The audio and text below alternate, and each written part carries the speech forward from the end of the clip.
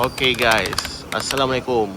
Hari ni aku nak buat exhaust untuk FL5. Kita dah pakai hampir sebulan, so dah tiba masa dah tukar exhaust.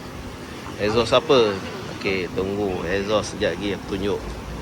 Tapi yang pasti exhaust kali ni tak bising dan tak perang sangat. Dia tak senyap dan tak perang sangat.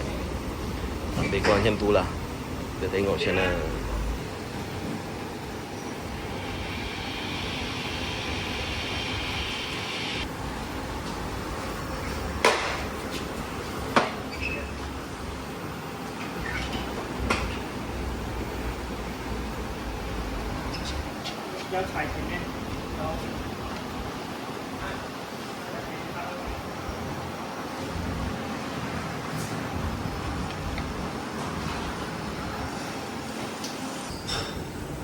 Okay guys, inilah dia exhaust custom, tapi dicop tome. Mantap lah guys.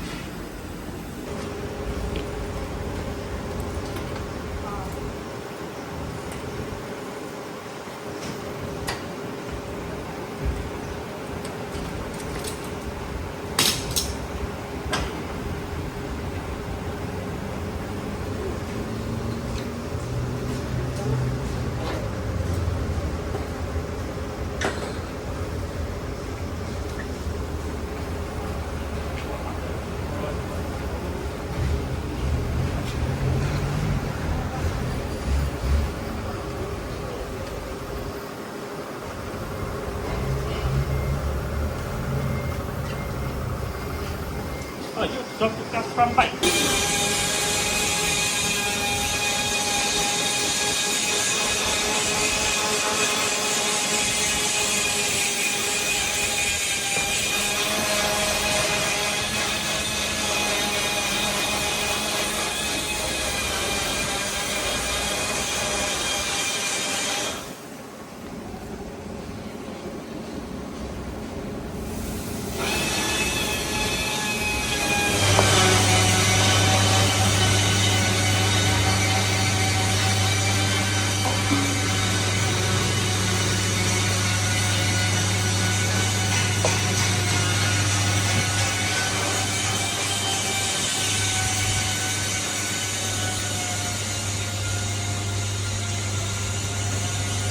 So ni lah valve stop.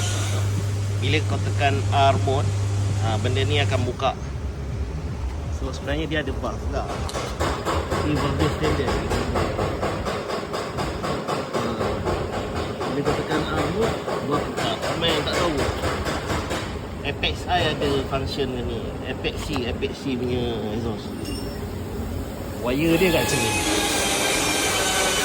Ni wire dia. So ni akan ikat lah delete sebab dah guna straight pipe. Dan ni aku akan buka dan simpan. Exhaust tak nak.